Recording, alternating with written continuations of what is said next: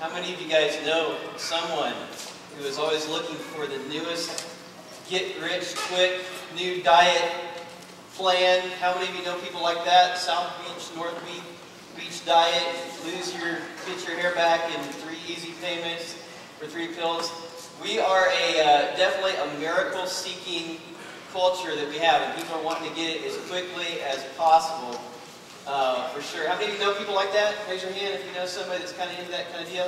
If you didn't raise your hand, you might be one of those people. Okay? Well, we are in the final week of a series that we're doing simply called Miracles, in which we are studying the miracles of Jesus, and we've talked about several of them. We're going to end the series with one of them today, and I just want to tell you right off the bat, at the end of the service today, when we close, we're going to have the worship team come back up, and we're going to praise God for just a little bit more, and we're going to have some people that are available to pray with you if you would like someone to pray with. And I know that here this morning you walked in this place and maybe you have a special need that is on your heart that you just know that only God can take care of it, and we want to make sure that there's an opportunity for you to have some prayer for that. So we're going to do that at the very end. If you could turn to the book of John in chapter 5 and verse 1, we're going to look on this final miracles week of a miracle that Jesus performed a long time ago. Okay, John 5, verse 1, this is what it said. It says, sometime later, Jesus went up to Jerusalem for a feast of the Jews. Now there is in Jerusalem, near the sheep gate, a pool, which in Aramaic is called Bethesda, and which is surrounded by 5 covered colonnades. Here a great number of disabled people used to lie, the blind, the lame, the paralyzed. One who was there had been invalid for 38 years. And so here was this place, there was a pool, and colonnades, it was like these porches that were around the pool, and people who were handicapped would just lie around this area and hang out. And the reason why they would do that around this pool was that there was an urban legend that said that in this pool, ever so often, there was an angel that would come down and stir the waters, and the first person to go into the water would be healed of their infirmity. It was almost kind of like a get healed quick type of issue. And so these people would hang out just hoping that they would be the one to be able to hit that water and somehow they'd be cured of their infirmity. And here was a man that was laying there, and he was an invalid for 38 years. That's a long time. And we don't know for sure if that gentleman actually came for those 38 years and that was his place to hang out. It's possible that it was, but this guy had a serious and desperate need to be healed.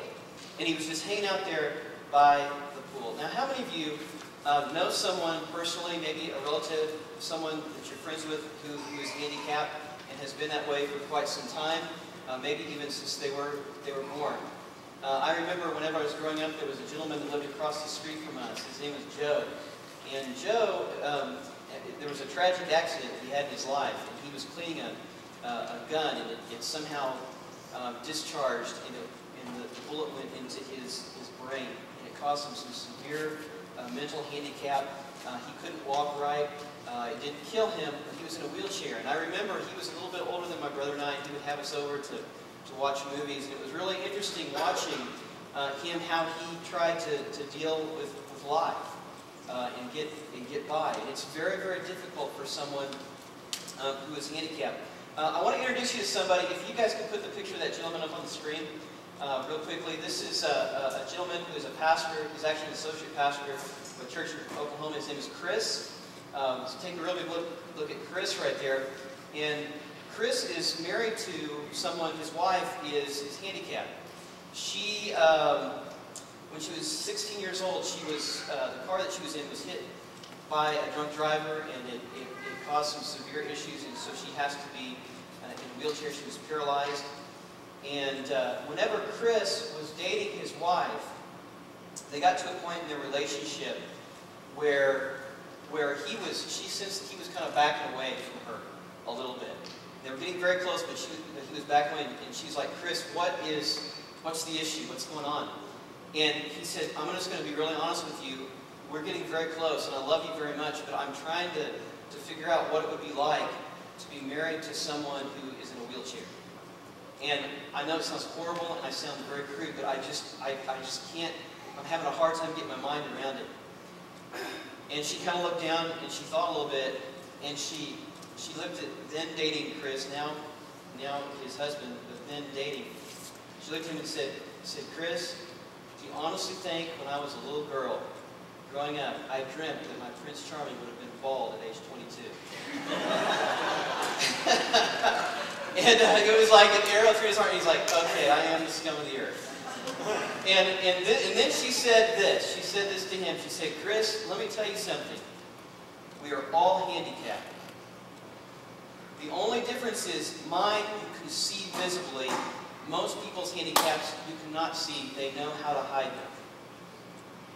And that's kind of the premise that I want to come about with you guys today as we talk about this miracle of Jesus. And that is this, all of us have a handicap. And I'm going to ask you a series of 3 questions that I want you to answer internally, honestly before God. And the first question is, what is your handicap? It may not be something that can be seen, but it may be something that is down lower. It may be a spiritual handicap of some kind. Maybe you can see fine with your eyes, but spiritually you feel blinded. Maybe you have a certain sin that is secret, that has destroyed you and has caused paralysis over your life. And nobody else knows about it, but it is a handicap for you. Maybe you were hurt at one point in your life, maybe even a long time ago, but it has caused some spiritual paralysis in your life to where you know that you don't function the way that God intended and designed for you to function. Maybe there's some type of apathy that has developed there. Or maybe even, in some cases, there might be an addiction of some kind that has taken you and it literally has made you handicapped spiritually. Okay, well here's the issue.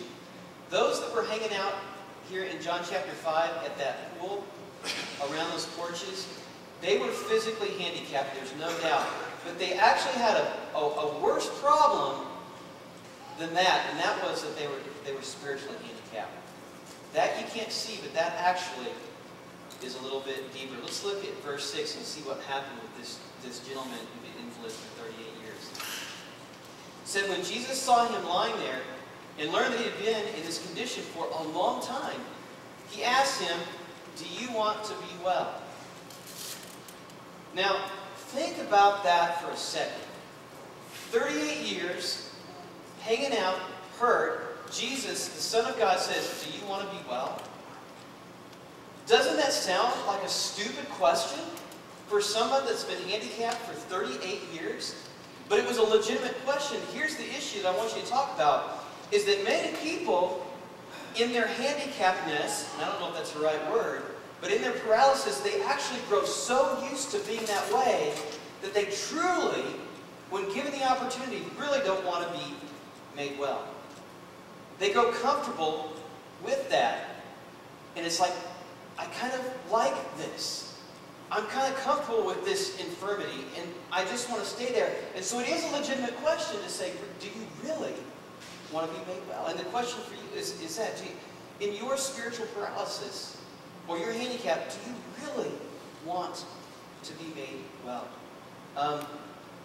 There's been a lot of studies on this, and people are very different in the way that they handle things. And some people are early adopters. And what that means is that they handle change well. They like change. How many of you would say, I'm an early adopter, I like it when new stuff comes out, I like change, I like variety, I like it happening. But then there are people that are very late adopters.